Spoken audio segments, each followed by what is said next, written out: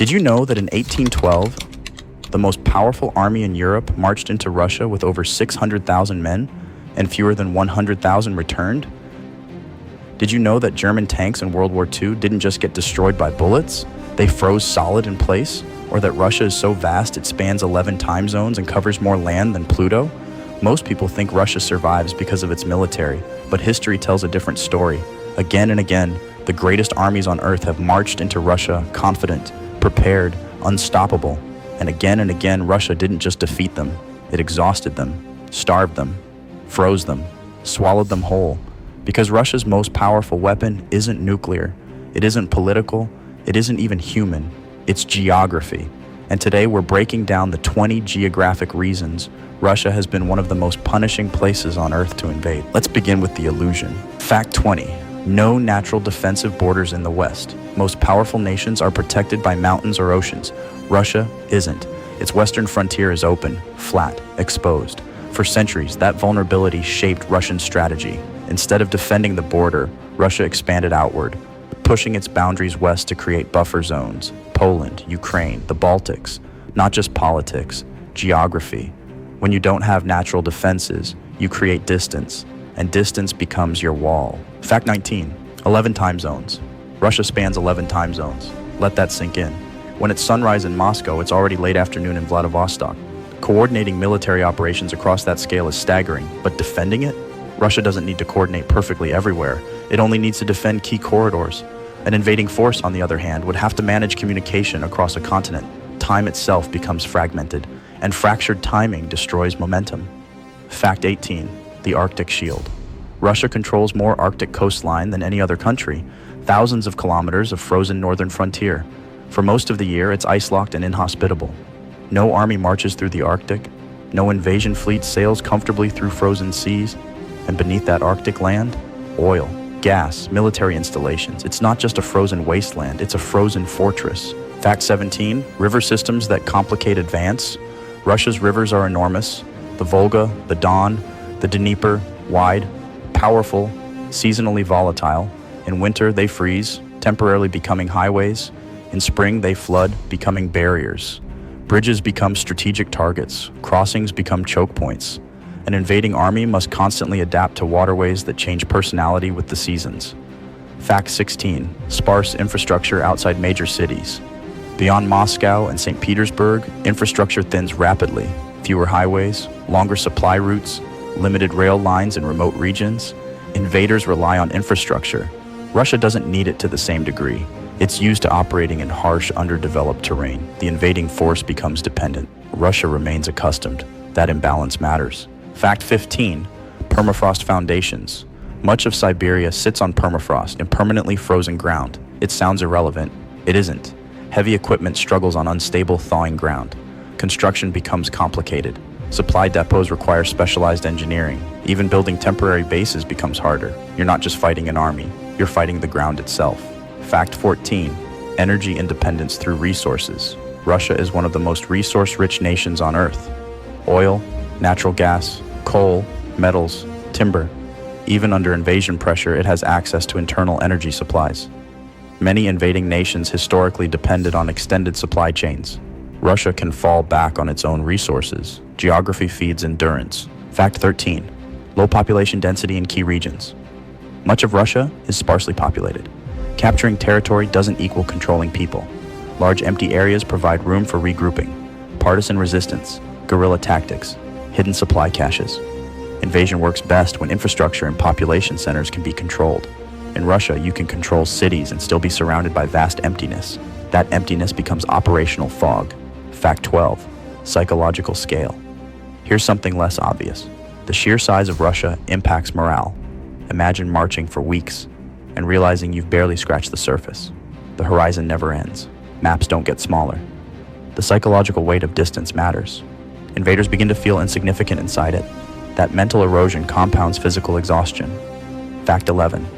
Strategic rail networks built for defense.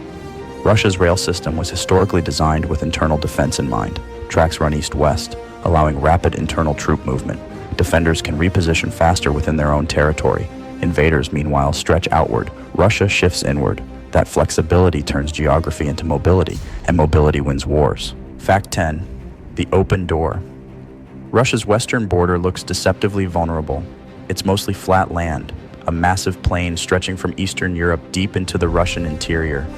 No towering mountain ranges guarding Moscow, no narrow choke points, no obvious barriers. It looks like an open door. And that's exactly why invaders keep walking through it. Napoleon saw it, Hitler saw it. They advanced quickly, almost effortlessly at first. But here's what they didn't fully grasp. Flat land works both ways. It lets you move forward, but it also gives the defender endless space to retreat. Russia doesn't defend at the border. It defends in depth, and that depth is enormous. Fact 9. Distance as a weapon. Russia is over 17 million square kilometers. To put that into perspective, you could drive from Paris to Moscow and still be nowhere near the eastern half of the country.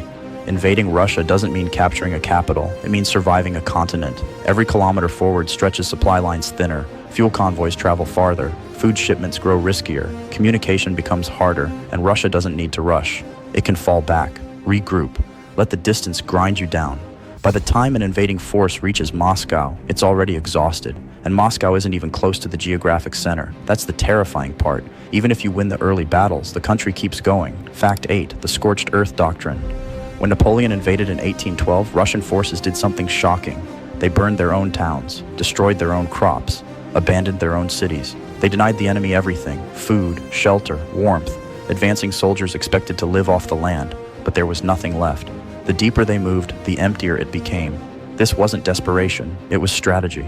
Russia weaponized its own size. It turned geography into a vacuum. An invading army can fight soldiers. It can't fight emptiness. Fact 7. Rasputitsa, the season of mud. Twice a year, Russia transforms into something else entirely. Spring thaw, autumn rain. The ground liquefies, roads disappear, fields become swamps. This is called Rasputitsa, and it has halted entire armies. During World War II, German vehicles sank axle-deep into mud. Supply trucks stalled. Artillery couldn't move. Infantry trudged through knee-deep sludge. Momentum and the lifeblood of invasion died in the dirt. No grand battle. No dramatic confrontation. Just mud. Swallowing machines worth millions. Geography doesn't always roar. Sometimes it suffocates. Fact 6. The forest ocean. Western Russia is blanketed in forest. Millions of square kilometers of dense woodland. From above, it looks endless. On the ground, it's disorienting. Forests break formation. Hide defenders. Slow vehicles. Ambush becomes easier. Navigation becomes harder. Armies don't flow through forests. They fracture, and fractured forces are vulnerable. The land itself interferes with coordination. Russia doesn't just challenge invaders physically, it confuses them. Fact 5. Winter, the silent killer. Now we arrive at the most famous and most misunderstood factor. Winter. Yes, it's cold, but it's more than that. Temperatures drop below minus 30 degrees Celsius. Metal becomes brittle. Fuel thickens. Lubricants fail. In 1812, French soldiers froze in their sleep. In 1941, German engines wouldn't start, weapons jammed, skin cracked, limbs blackened. Frostbite doesn't just injure, it incapacitates. And winter in Russia isn't brief, it lingers. It seeps into morale. It attacks supply chains. It forces decisions, retreat or die. Winter doesn't defeat armies overnight. It drains them, slowly, relentlessly. Fact 4. The Ural Divide. The Ural Mountains separate European Russia from Siberia. They aren't the Himalayas, but strategically they're priceless. During World War II, Soviet industries were dismantled piece by piece. Factories were loaded onto trains, moved thousands of kilometers east of the Urals, rebuilt beyond reach. Even if Western Russia fell, production continued. Tanks, ammunition, aircraft. Russia doesn't collapse when invaded. It relocates. Few nations have that kind of geographic insurance policy. Fact 3. Siberia, the ultimate buffer. Siberia is not empty. It's vast. Over 13 million square kilometers. Larger than the United States. It contains oil, gas, minerals, fresh water. It's brutally cold in winter, swarming with insects in summer, remote beyond comprehension. Invading Russia doesn't mean controlling it. It means somehow projecting power across Siberia. That's not just difficult. It borders on impossible. The land itself rejects sustained occupation. Fact 2. Historical pattern of collapse. Here's what's haunting. Napoleon advanced rapidly. Hitler advanced rapidly. Both believed speed would guarantee victory. Both believed Russia would collapse quickly. Both underestimated geography. Supply lines stretched, winters arrived, retreat turned chaotic. History doesn't just rhyme here, it repeats. Russia doesn't need dramatic battlefield victories at first, it needs patience, time, space. The land does the rest. Fact 1. Geography as strategy. This is the real revelation. Russia's defense isn't accidental, it's geographic design, massive territory, harsh climate, industrial relocation zones, seasonal obstacles, strategic depth. Even in the modern era, with satellites and drones, wide supply lines still matter, fuel still freezes, distance still drains. Invading Russia would mean maintaining control across the largest landmass on Earth, through mud seasons, freezing winters, endless forests, and vast plains, against a country built historically for endurance. Russia isn't invincible, but it is punishing. And that's the difference, because conquering land is one thing, holding it, surviving it, sustaining it, that's another war entirely. So here's the question. If geography shaped Russia into a fortress, what country has the opposite problem? What nation is dangerously exposed? Drop your pick in the comments. And if you want more deep dive geography documentaries like this, subscribe, because the map tells stories most people never notice, and we're just getting started.